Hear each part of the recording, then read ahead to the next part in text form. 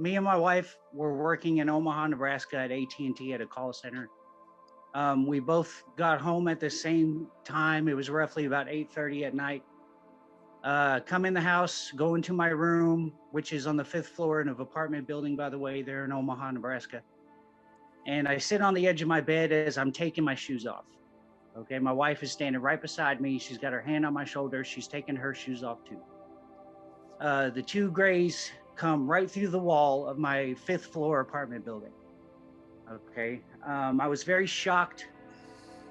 I was trying to rationalize it in my brain, but it wasn't, what I was seeing was not working in my head. You know, I couldn't figure it out because I was shocked. So one of the grays takes out this metal stick and he points it at us. And when he pointed it at us, I immediately felt this wave of dizziness and pressure, like I was drunk, like the room started spinning.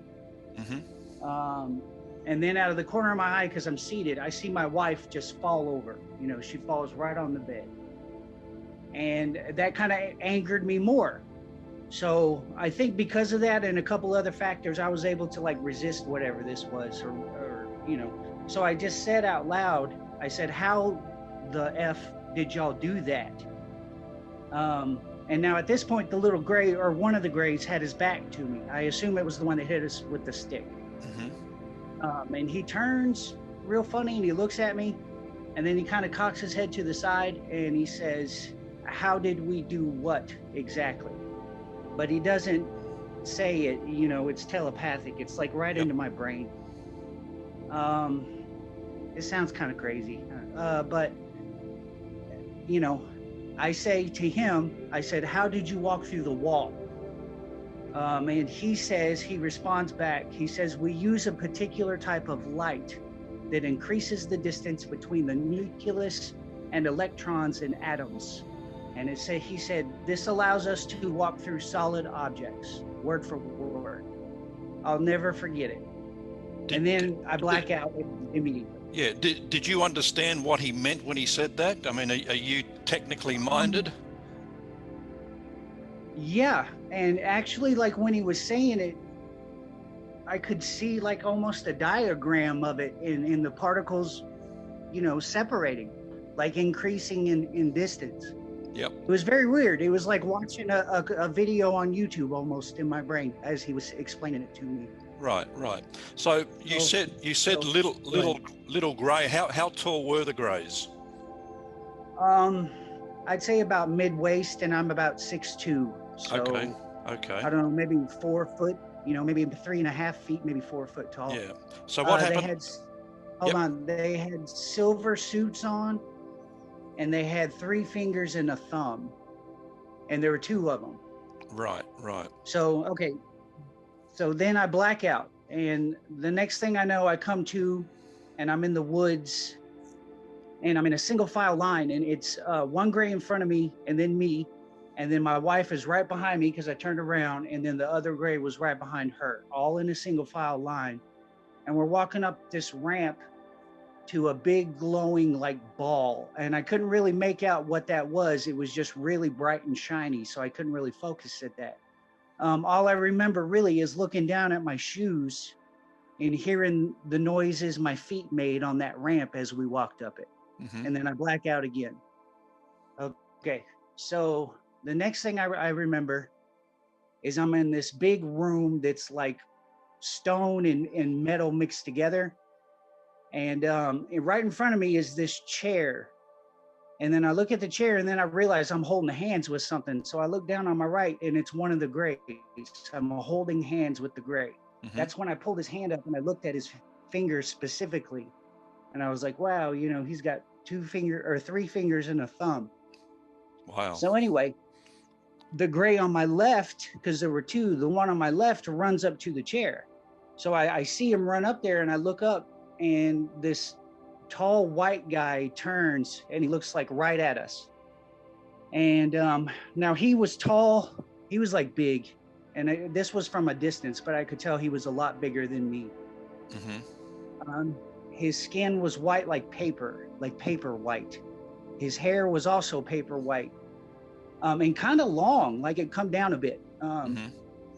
And when he turned and he looked at me, okay, this is the weirdest part, because I'll never forget this feeling. I felt very small. I felt like he was looking through me, and I don't know how to verbalize it. You know, it's very difficult to explain. It's almost like you're standing in front of your great grandfather. Yep. And he's disappointed in you, sort of. I felt weird, so I couldn't really focus on him. You know, I tried to. We had eye contact for a second, and his eyes were blue, by the way, and they were kind of glowing. So, you know, I don't know. And there was this weird thing around the back of his head. Mm-hmm. I couldn't tell what that was. It looked like steam coming up, like in a whole big area behind him. So it was just really weird. So I couldn't really look at him. I had to turn away, you know? So I turned my head, and I see him just out of the corner of my eye kind of do like this, you know, kind of wave his hands off. Mm-hmm. So the gray comes back. I'm still holding hands with the other one. We go down this hallway. We went round a corner. I remember we went around a corner. And then as soon as we go around the corner, there's a room. And on the far side of the room is a 6-foot tall praying mantis. Mm-hmm. Okay. So as soon as I go around the corner and I see it, I stop because I'm like shocked.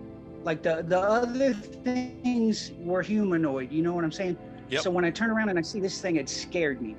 So the gray on my right that I'm holding hands with, he says telepathically again, he says, calm down. He says he just wants to meet you. So I immediately felt like better. It was weird. It was like it was instantly gone. And I'm like, oh, okay.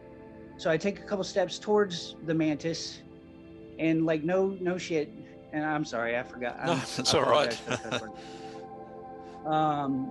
The mantis, because, you know, he's got the forearms that were bent. Mm-hmm. He just kind of sticks one out, like he wanted me to like shake his hand. The more I think about it, like I still get weird feelings. Mm-hmm.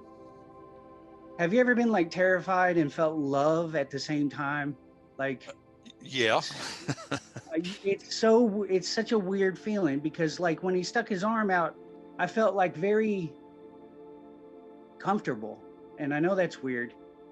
So anyway, so I took my hand out and I touched it. And when I touched his arm, it felt very plasticky, you know, but like instantly I had this like vision of them in like this tunnel crawling all over each other, like thousands of them.